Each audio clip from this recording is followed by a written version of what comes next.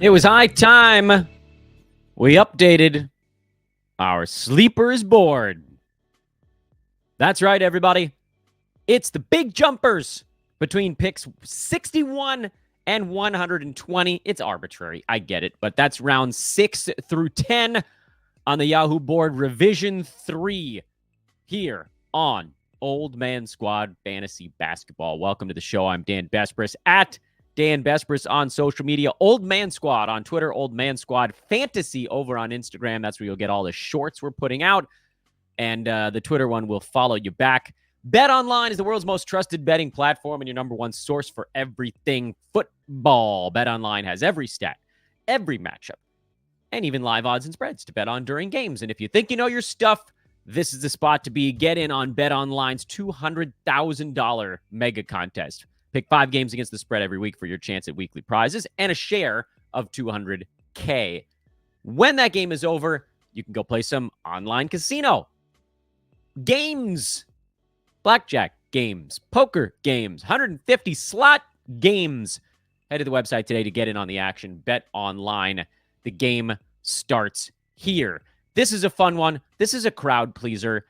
And I'll admit, the choice of the term sleeper is, a search engine optimization trick from days gone by. What the hell is a sleeper anyway? We don't even really know at this point. Basically, it's a name we give to shows that attracts extra eyeballs. So, hi, welcome everyone. Please by the way, if you like what you've seen so far, first 2 minutes. Maybe you don't. Hopefully you will. And then subscribe, however you're taking the show. 5-star review is also very helpful on iTunes and Spotify. But a sleeper for our purposes is players that I believe have a chance to really outperform their pre-rank or ADP or whatever we're going to go off of. Today, we're going off of Yahoo's rank board revision 3. That's the one they put out on October the 2nd, so a number of names moved, and that forces us to move our assessments as well. Again, for this one, pick 50 to pick 120. There wasn't anybody between 50 and 60, so I pick the cutoff however you like. Basically, this is second half of round 5, I should say, through the end of round 10. If you're curious about folks earlier, we've done plenty of shows on what I like to do at the top of the board. We did a pairings show a few weeks ago. I've done multiple shows on who I like in the first round. I've done multiple shows on who I like in the second round. We might even do another one where we just go through everybody in the top 25. But again, time is short because the season is 2 weeks away. Basically, at this point, we're just looking for folks that are going to outperform their spot. And remember, stay to the end. We have a lot of names on this one, but I also have some narrow misses here. The small winners that maybe weren't full sleepers, whatever the hell that means, but still pretty good selections regardless. Let's get into it. First name on the board, Tobias Harris at pick number 63. He is boring. He is the sleeper, but he's going to smash his ADP. Last season, Tobias Harris was number 48 in 9-cat on very good percentages, big-time positive in free throw, neutral field goal. So, again, you mush them together, and that's a nice positive. He was league average in steals. He was league average in blocks. He was league average in assists. He was league average, slightly better in rebounds. He was ever so slightly below league average in threes. He was league average in scoring. So you're talking about a guy who was basically league average in all, I guess, what are we talking about here? 6 counting stats. Better than league average in turnovers, and a little better in rebounds and a little worse in threes, basically. But it kind of mushed together to league average and everything.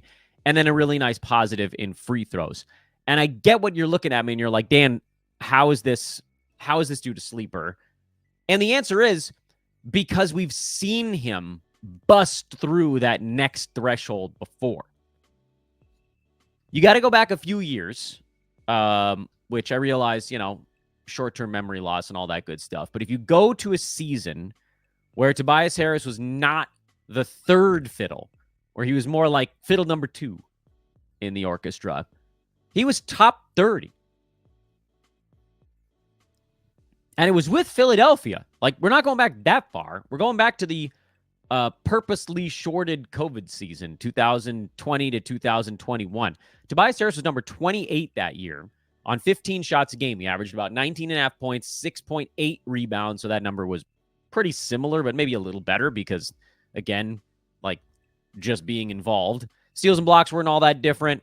Field goal free throw was a little bit better that year, but again, like they're going to be good. We just don't know exactly how good. The big difference was that he took 15 shots instead of 13 and a half. So, like, what do we think he's going to get in Detroit? In Detroit, he's the clear number 2 scoring option behind Cade Cunningham. They brought in some other guys that can space the floor a little bit, a la Malik Beasley, Tim Hardaway Jr., stuff like that. These guys are not full-time players on that club. Beasley probably has the best shot of the 3-and-D guys, but they're most likely just going to be fighting with each other, talking about the floor spacing types, for whatever's left. Jaden Ivey is going to be involved offensively, undoubtedly. Jalen Duren is going to be in there banging and taking all the rebounds away. But Tobias Harris is going to be required on this team to be more than what he was in Philadelphia. If he goes out there and only takes 13 and a half shots and he's a little bit of a wallfly or a wallflower, fly on the wall, he's not doing what they brought him in to do. So give him one extra shot. Give him 1.5 extra shots. Everything else can pretty much stay exactly the same. Every shot Tobias Harris takes moves him up the board by probably 2/3 of a round. Maybe more. Although, again, it'll depend a little bit on how good or bad the field goal percent is. But, like, we're talking about a dude who's going to be playing starters minutes, historically very durable, and you're looking at a guy where 50 was kind of the 9-category floor last year. We just saw it. 60 is almost the absolute worst case scenario. I think he was number 60 the year they had James Harden. He didn't get to do anything that season. By the way, still took 14 shots. It's just that his percentages weren't quite as good. Almost everything else stayed pretty damn close to the same. So, yeah, some of it comes down to whether or not he's shooting 84% of the foul line or 87.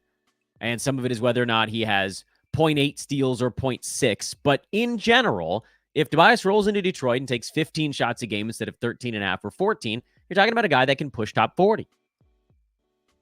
Isn't that kind of what we're looking for? Is someone that's going to beat their spot by a couple of rounds? How we get there does matter. It does. You know, he's not going to explode onto the scene and be a 25-point-per-game scorer. And some of the guys around him on draft boards, maybe they do more of that stuff. You know, I'm looking at Julius Randle, 2 slots behind. But Randle's going to obliterate your turnovers. He's going to destroy them. If that's something you're at all concerned about, okay, then look a different way. Cam Thomas is in that same range. He's going to score more than 20 points per game, but he's not going to rebound. He's not going to steal. He's not going to block shots. And over the entirety of a season, that stuff adds up. I forget exactly how many names we have on today's show, but name number 2 is DAngelo Russell at pick number 68. Everything out of Lakers camp suggests that they want D'Lo to continue to be D'Lo, which was sort of like when Darvin Ham got out of his own way last season and stopped yanking him around and putting him on the bench and trying out all these different things. DAngelo Russell was a top 40 fantasy player the second half of last year. And not a ton changed for him other than free throw percent got a little bit better, perhaps unsustainably so. And he just started being comfortable jacking up shots. The Lakers played faster. D'Lo took a ton of threes. He was having fun, and the Lakers won ball games. And by all accounts, that's what they're going to want him to do again this year. I don't know if that puts him in top 40 discussion. He got there once, so it could happen again.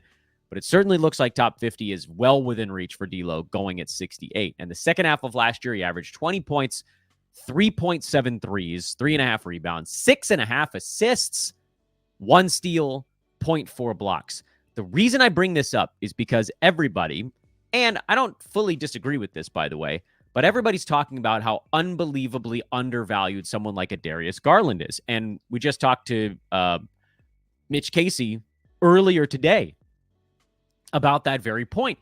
I don't disagree. I think Darius Garland is going to have a pretty good bounce back year. The thing that surprises me is how much more love Garland gets than D'Lo, even though, by all accounts, their numbers are probably not going to be all that different. The hope, I think, is that Garland gets back to not this past season, but the one before, where he averaged 22 points and closer to 8 assists, as opposed to 18 points and 6.5 assists. Okay, it's a possibility. If he's fully healthy, that's a thing that might happen. You know, he was at 6 assists back in 2020 to 2021. So what's the number? Between 6 and 8 somewhere, probably. So what is really the big difference between those two guys? Is it that Garland's going to probably get about 1 additional assist per game, but also probably 1 additional turnover per game? Is everything else almost exactly the same? All this to say, you don't have to panic. By the way, D'Lo's going to outshoot him at the 3-point line. You don't have to panic if you want to get Garland as like your last point guard. Oh God, he's the last point guard in that run of point guards. If you miss him at 60, you're doomed. You're not, by the way. D'Lo's got you. Third player on the board will almost definitely be on our breakout redo, because he was actually on the first one. And that's Isaiah Hartenstein, who, again, we just talked about with Mitch Casey. He is an analyst's darling, and he's been flying up draft boards as a result of this, which is, mind you, a little bit of a shame, but this is sort of what we get ourselves into by hyping a guy. At some point, the hype is going to outpace him. I still don't think we've hit that mark yet. 24 minutes is, in my opinion, the absolute bare minimum he's going to get with this Thunder team. And as they figure out how to fit the pieces together, that number probably climbs to 26, 27, or 28. They paid him a crap load of money. All the reporting out of OKC says this is the biggest free agent signing pulling away from another team that the Thunder have ever had. That's how he's being portrayed. That's not a guy that they're going to marginalize. He's going to be out there as a ball-moving hub, as a dribble handoff guy on offense, as a great defender, as a great foot mover. He's a good rebounder. He's a good finisher. He can't shoot. They'll find a way around that. So he's going to be doing more per minute, and by all accounts, the minutes will probably be better. Last year, he played 25 minutes a game with the Knicks. He was ranked right around top 75. Top 75, in my opinion, is the floor for Hartenstein this year, and that's basically where he's being drafted.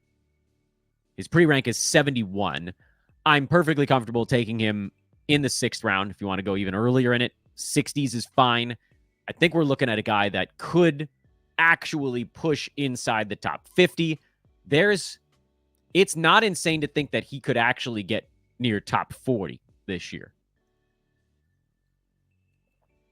I mean, I don't want to get too nuts, but think about that stretch when Mitchell Robinson was out and Hartenstein wasn't hurt. I have to admit, I don't remember the exact dates of it. I think it was like January 1st to around the All-Star break. Let's see if that's right. January 1st to All-Star break. Where was Hartenstein? Yeah, he was playing 31 minutes a game for a Tom Thibodeau team, so meaning he never got to touch the ball on offense. He only took 5.5 shots a game in 31 minutes.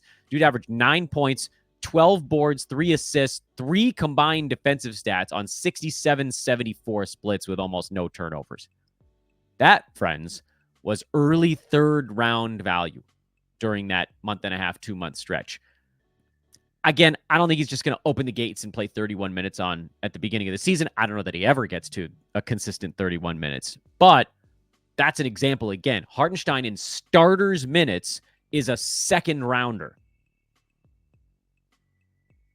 And just slightly sub starters minutes, he was an early 3rd. Last year, he did it freaking last year. For a Knicks team that gets no value to their center. Well, now they kind of have to with Cat, but hadn't previously for the last however the hell long Thibodeau's been there. Hartenstein's going to destroy this year. Jordan Poole at 79. Additional news. He was on our breakout show from a few weeks ago. I think we just talked about him yesterday. We've talked about him a bunch of times as kind of a post-type guy. My only fear with Jordan Poole is that the news earlier today about Malcolm Brogdon, who underwent thumb surgery and is expected to miss at least a month, lets everybody in on the secret that we all kind of knew.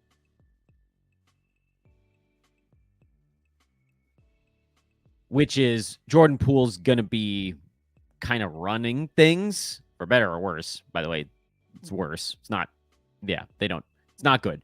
But for fantasy standpoint, it's great. Like, him running a team is great for tanking, and it's great for fantasy. It's horrible for winning, but who cares? He was top 75, roughly, in 9-cat the last month of last year when he was running the offense. That was after they shut down Tyus Jones, effectively. He averaged about 20 and 7 on bad field goal, great free throw, and pretty high turnovers. If you don't care about the turnovers, which, again, like Dan Vesper's teams, we probably are not in horrible shape in turnovers going into round 7 or 6 or whatever we're talking about here, wherever you're going to end up having to get Jordan Poole. He was top 45 down the stretch in if you weren't super concerned with turnovers. And that can come from a couple different directions. Doesn't mean you have to be punting them. It can be like what I was just talking about. Maybe we took Tobias Harris a round and a half before. Maybe you have a Kawhi in there, or you have a Freddie VanVleet, who's a high assist, low turnover guy. And what you badly need is points and more assists. And just like a random chucker who, great, your turnovers are super low. Taking on Jordan Poole isn't really going to bring you back to the teams that are bad at them. In Roto, I like to be like upper half in turnovers. And head-to-head, I think just being mid-pack, and you'll beat a lot of the teams come playoff time that have completely thrown them away. Like hard punt, hunting the bad turnover guys. I think Poole's set for a bounce back. I've talked about it before. You have to wipe that bad taste out of your mouth from last year. Although, whispers, we didn't draft him last year. Let's see if we can get 2 wins in a row. The fade, we got the win. Let's see if we can get the win on the backing. Alex Caruso. The pictures of Caruso as a Thunder, I didn't like all that much. So I did a picture of him just from the shoulders up. Alex adjusting his headband.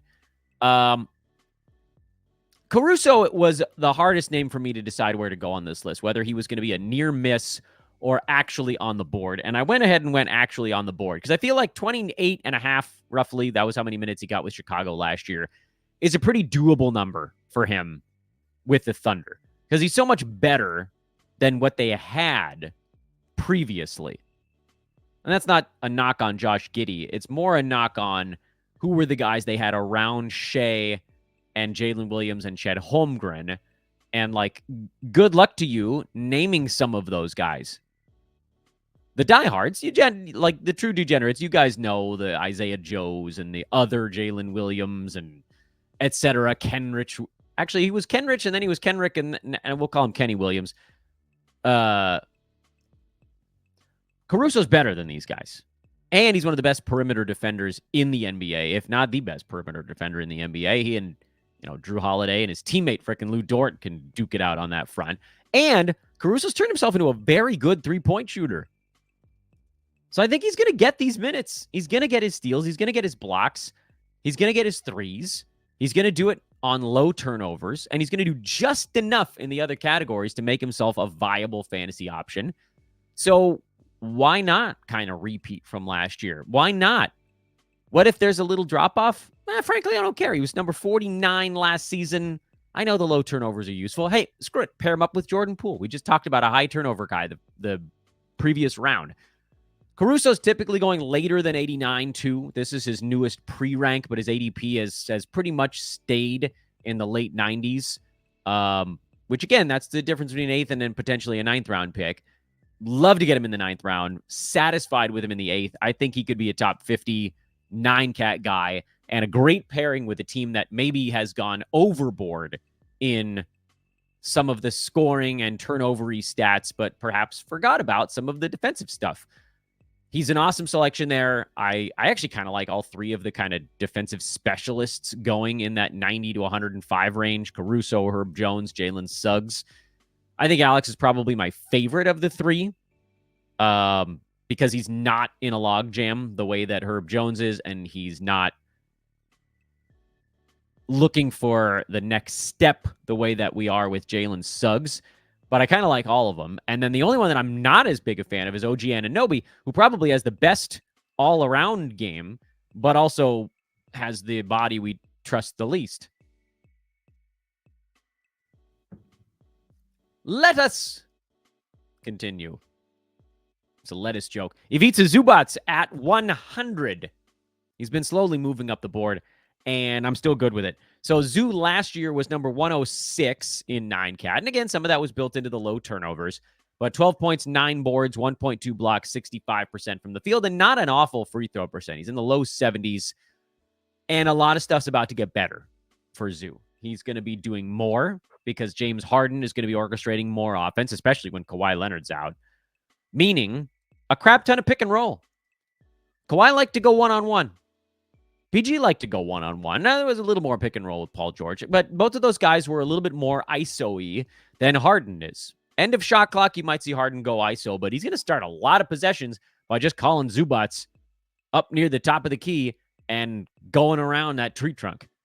And that's going to result in Zoo rolling to the rim often. I'd be floored if we don't see Zubac's minutes go up from 26.5 to what? I don't know exactly, but 27.5, 28 is very conceivable. I would also be floored if we didn't see his shots go up, and not just by the 5 to 8% his minutes might increase, but more. Shots per minute are also likely to be better for Zubac. So don't be blown away if he gets to 8.5 or 9 shots a game this year. And that, combined with the extra minutes, you get all of this extra stuff. Better impact from the percentages because the good outweighs the bad there. Better blocks, better steals, better rebounds, better points. That's a lot of positives for Zubac, who, again, when you're talking about players at rank 106, he's legitimately 2 good games from being ranked 85th. So I think Zubac is going to be in the 80s this year, and I think there's a small chance he could even be a little bit better. Walker Kessler is kind of the new name on a lot of the Besbris boards that I want to make sure we're getting out there since the Jazz effectively named him the starter. Now, he and John Collins might end up splitting minutes. I don't know that it's going to be a 24-24 split, but just getting named the starter is a really, really big deal. For one, it's a confidence boost. For two, it's an opportunity, if you're playing well, to get more than half of the minutes in a basketball game. And three, it's probably a sign that the Jazz are still saying, look, we're not done with this rebuild yet. We're going to go young guys. We're going to try to move someone like a John Collins. We're going to try to move some of our, he's not an old guy or anything, but some of our guys that have been around and don't really want to be a part of this starting back at scratch kind of deal. Unless they move Walker Kessler, that's also a possibility. And okay, fine, that's a little bit of a cloud hanging over him a tad. But we're talking about a guy that last year, even in what I think you can effectively call a really bad season, he was still top 90 in 23 minutes a game because he blocks a crap ton of shots. It's as simple as that. If he's out there and he's starting, 23, 24 minutes feels like the basement for him, and that puts this 107 ranking as the floor, unless the blocks dry up, which they did a little bit down the stretch last year. Yeah, we're not totally out of the woods, and that's the thing with all fantasy picks. There's ways that this stuff could go wrong, and okay, fine, this is basically the last pick of the 9th round. If you can get him as the first pick or the second pick of the 10th round or something like that, what's the huge difference there? You're picking around the 9-10 turn. I just think this is a guy where, we saw it break right. Not this past season, but the prior one. The last, month and a half, he was a top 35 guy. It's why he was getting drafted in the top 50 last year. He's Jordan Poole 2.0, but the big man version. We all went buck wild. I got tricked into this one. I didn't buy the Jordan Poole thing. I avoided that mess, but I didn't avoid the Walker Kessler mess entirely last year. Some of the lists that I was working off of last season had them a little bit higher, which helped me because then other folks were reaching more than I was willing to. So my actual teams, I think I only had one Walker Kessler out of 10 cash leagues. That was a bullet dodge because, again, this was a guy that I was very comfortable taking. Everybody else just took him before me. This year, I think we need to hunt him a little bit. Probably go get him in the 90s if you have to. Because, again, if things break right, you could be looking at, Rudy Gobert type of season. Maybe more blocks, fewer rebounds. Try to be reasonable with ourselves. Gobert averaged 13 rebounds a game this past year. Kessler ain't getting to 13 rebounds a game. But the other stuff, like, what about Mark Williams last year? 13 points, 10 boards. Think worse free throw, better shot blocker. And then heaven forbid you're actually punting free throws, then that's a pretty easy call to make. I think we got 3 names left, if I'm not mistaken, and then we've got the honorable mentions. At 111, a new one on the list is Naz Reid, who I gone back and forth on this one, and I'm looking at how all the numbers play themselves out. And I'm thinking about what the Wolves looked like last year when Cat was down. And Naz was playing more like 27 minutes instead of 24. And the fun part of this story is that he was ranked around 80th over that stretch. And I'm not saying that that's what's about to happen, because Cat's gone, but they also brought in Julius Randle and Dante DiVincenzo, and Slow-Mo is gone. So 2 bigger bodies are out. 1 bigger body and 1 wing body are in. If we're sort of like doing sometimes it's important to just kind of like fuzzy math it a little bit. The Wolves got deeper at guard and wing this offseason, and they got thinner in the front court. That's good for Naz Reid.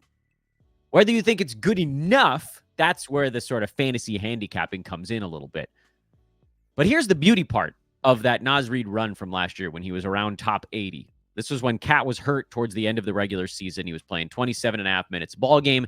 He averaged 16-plus points, almost 7 rebounds, just under 3 3-pointers, over a steal and over a block on 46% from the field and 67% at the free throw line. And that's the part I want us all to focus on, because in smaller sample sizes, this is basically a 15-game sample we're looking at, Naz Reid shot the ball terribly from both the field and the line. He's taking more 3-pointers, so I don't know that the field goal percent is about to go jacking back up where it was when he was only taking like 30% of his shots from downtown, because last year he was up closer to 50%. But in any event, like, he didn't shoot the ball well from 2 last year. That's not debatable. His rookie season, he shot about 47% from 2. That was bad. And then after that, it was 60, 57, 65. And this past year, 53.5% from 2. Forget 3-pointers. That was 2. And he's a career 72%er at the free throw line, including 74% this last year. But during that stretch where he got extra playing time, hear it again, he shot 46% from the field, well below his career mark, and 68% at the free throw line, also below his career mark.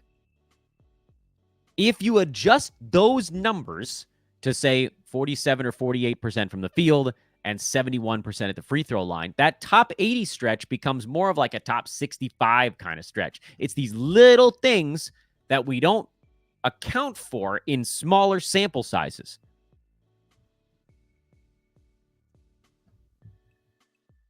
As Julius Randle's pounding the rock into the ground, what I don't know is if, frankly, there's enough shot bucket to go around to get Naz up to 13 and a half shots a game, because they're going to try to get Dillingham shots, and obviously Anthony Edwards is going to get some shots. But Naz Reid is their floor spacing center, which, look, Randle's not a floor spacer, not the way that Cat was on offense. There's going to be more different iterations that make sense. The Randle-Gobert front court is a little bit jammed up.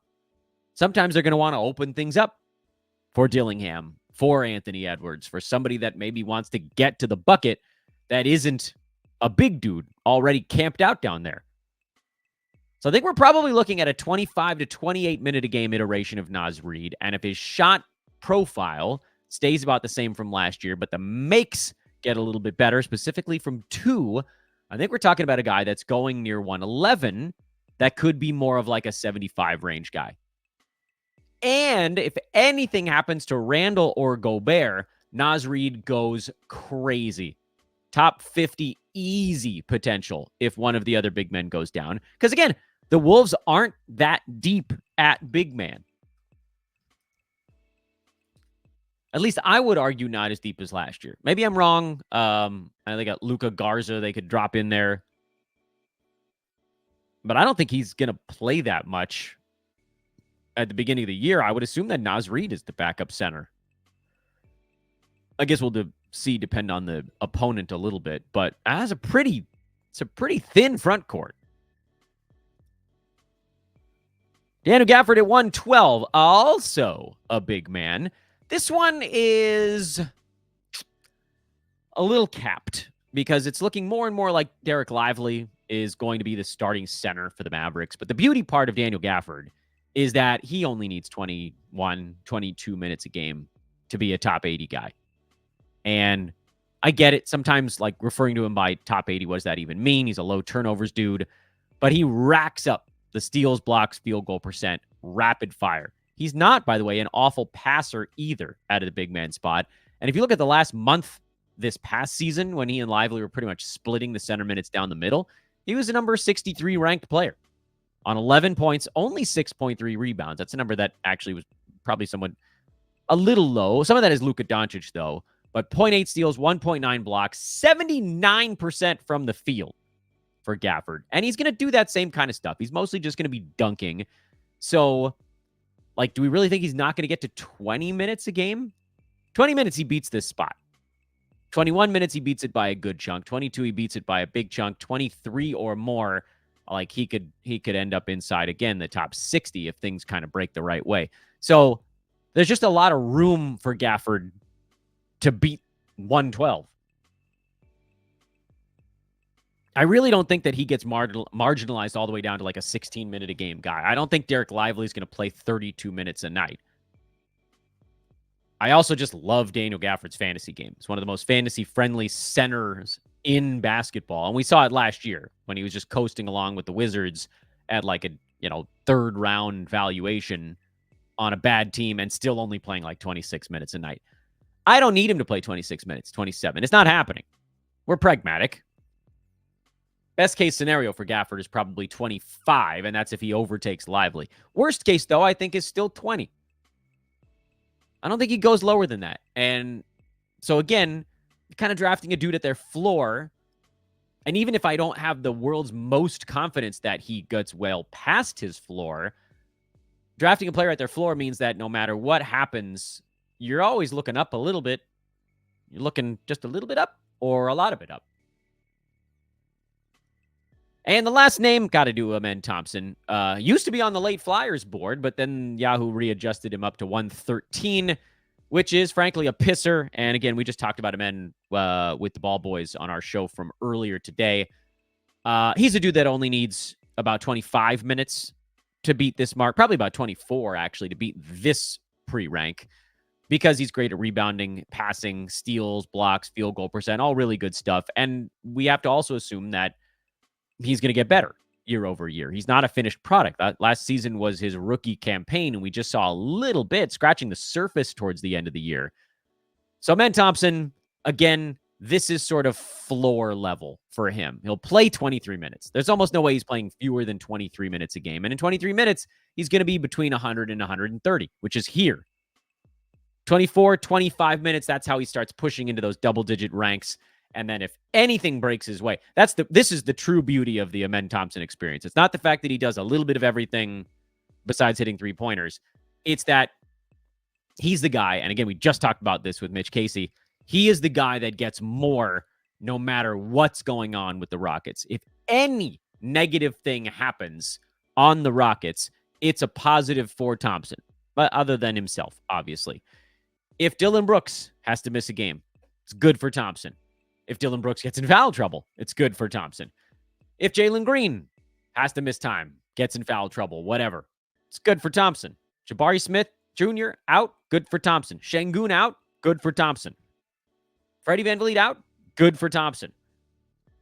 He's a 5-position guy, which means, and he's good, so that also is important, and he can defend. And so for the Rockets, whatever opportunities are there, that's how he slots in. It's like, even if the team is fully healthy, I think he's playing 22, 23 minutes in that ball game. But, like, you're going to get so many instances. Think about, like, let's just look at the Rockets last year. I think by all accounts, other than the Şengün injury that cost them the last month and a half, the Rockets were a relatively healthy team. Jalen Green played all 82. Dillon Brooks only missed 10 games. Freddie VanVleet only missed 9. Jabari Smith Jr. only missed 6. Şengün missed 19. But again, all of these guys, each guy in that starting lineup is missing some number of games. And there's overlap, but like 9 plus 19 is 28, plus 6 is 34, plus Dillon Brooks is 10 is 44. If there was no overlap, you might see 44 Amen Thompson starts this year. And you know damn well he's getting 27 minutes or more when he's starting. And he's top 65 or better in that kind of number. So I think this is another instance of drafting a guy very close to their floor, and this particular guy has basically an infinite ceiling that we haven't seen yet. That's the ultimate definition of like the breakout sleeper type. Get him near the floor, minimal downside risk, and just all kinds of runway to get wild. Recap time, in case you guys forgot any of our 10 sleepers. Yeah, we ended up with 10 of them. That's a nice round number. Tobias Harris at 63, DAngelo Russell at 68, Isaiah Hartenstein at 71. Those guys are all, by the way, in the 6th round. Jordan Poole in the 7th round at 79. Alex Caruso in the 8th round at 89. Am I getting that number right? Yeah. Ivica Zubac and Walker Kessler in the 9th round at 100 or 107. Naz Reid, Daniel Gafford, and Amen Thompson in the 10th round at 111, 12, and 13. A couple of honorable mentions that I just wanted to spend maybe a grand total of 2 to 3 minutes on. At 90, Mark Williams, and he's the first one I wanted to mention because there might be a little bit of like a Shai Gilgeous-Alexander from a couple years ago thing going on here, where we got bad injury news. Bad-ish injury news on Mark Williams. He's dealing with a strained tendon, I believe, if I'm remembering the injury news properly. But we don't even know if he's missing opening night yet. It was 11 days ago, and he was going to miss at least 2 weeks. So we may get a report on Mark Williams at the end of this week that's like, he's doing much better now. Or he's getting there, or he's going to miss another 3 weeks or something like that. And that'll obviously swing this pendulum one way or the other. But if we get like even a half decent report, oh, Mark Williams, he's coming around. He's expected to be back in the next however many days. And that means that he's actually there. Maybe not at 100%. Maybe he's still kind of shaking the training camp rust off on the first couple games of the season. But like, what if Mark Williams ends up starting the year and playing in the first game? This is a guy who was top 60 last year, and he wasn't even fully unleashed. Did a weird microphone thing happen right there. Not fully unleashed were the words I tried to say. Oopsies. But he's going at 90 now because of that injury news. And this is like what happened to Shai. Remember when they were like, oh, Shai's got I think it was a messed up shoulder or something. He was going in the 2nd round, and he dropped all the way to the 4th. And then they were like, no, he'll be ready. He'll be fine by opening night. But it was so late that the boards never adjusted, and he kept going in the 4th round, and then he was a 1st rounder that year. But he was supposed to be a 2nd rounder until that injury news broke. Much the way that Mark Williams was supposed to be a 6th rounder until this injury news broke, and now he's in the 8th. Bogdan Bogdanovic at 78, I think, has a chance to be like a 1.5 round jump kind of guy. CJ McCollum at 95, I think, is another one that like you might be able to get him. He may be closer to like the 70 to 90 window as opposed to 95, but I don't think there's a whole lot of upside there. So it's sort of like a narrow win. Austin Reeves at 97 is somewhat interesting. I know he finished in the 90s on a per game basis last year, but again, once the Lakers kind of opened things up and let Reeves and D'Lo do more, Austin was more like a 75 to 85 kind of guy. He's not, it's weird. He's like an easy player to put on your fantasy team because it's almost fun to just see him excel because it doesn't, look, let's be honest, he doesn't look like someone that should be really good at basketball. And I get it. That's not fair of me, but it is. So he ends up being kind of an underdog story. But he averaged 17, 4, and 6 the second half of last year. 2 threes, good percentages. Didn't get to the line as much when the refs started calling him on the foul baiting stuff. His only real negative is that he's not much of a defensive stats dude. I think Austin Reeves going in the 90s is just a little bit too late. And then Chris Paul at 103, who, look, let's be honest, he's going to end up on a bunch of my fantasy teams.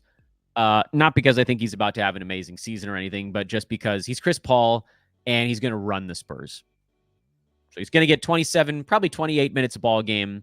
He's probably going to average somewhere around 8 assists. I don't think he's going to score very much, but if you get 8 assists and over a steal per game, everything else is just gravy. So I believe Chris Paul is going to be just inside the top 100 with a chance to maybe do a little better should the, say, free throw and field goal numbers not be terrible for him this year. But like something in the 10 points, 3.5 boards, 8 assists, 1.2 steals range, and very low turnovers. You guys know I love my low turnover guys. Good assist to turnover, dude. Chris Paul will be this year, and probably even better if you're punting points, as are many of the Daniel Vespris favorites. Although not everybody on this list is a punt points type.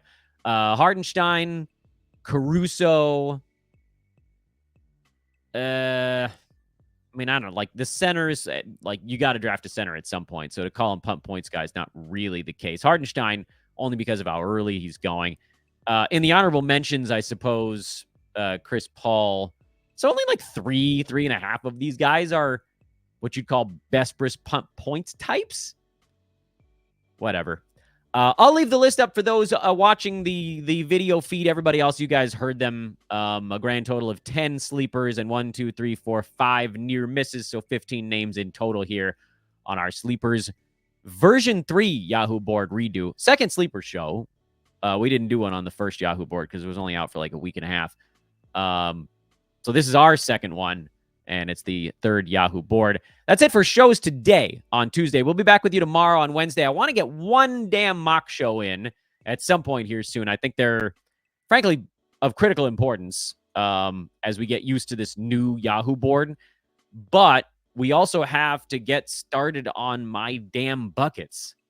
The hell am I going to get that in there? We're running out of time, people. And I haven't done the top 25 or the second 25 on this new Yahoo board. Good gravy, I got a lot to cover. Good and bad. Good and bad things. Good and bad. I'm Dan Vespris. That's how my name is pronounced. How you spell it is DANBESBRIS on Twitters. We're getting into the fun over there, folks. I did a tweet storm last night. Bet you didn't know that. Because there are preseason games happening, and we learned a few things, believe it or not. There's like 2 or 3 teams where you can actually take something away. So follow on Twitter for the tweet storms. Follow Old Man Squad on Twitter to meet all of our amazing hosts, and Old Man Squad Fantasy on Instagram for our shorts. And, one of those actually went out right before I recorded this show. So stuff's happening. Hit the like button, please. Super important. Subscribe button, also very important. And if you're listening on Apple in particular, but also Spotify, hit that 5-star button. Really is a big deal. Push us up those boards. We're coming for you, top of the mountain.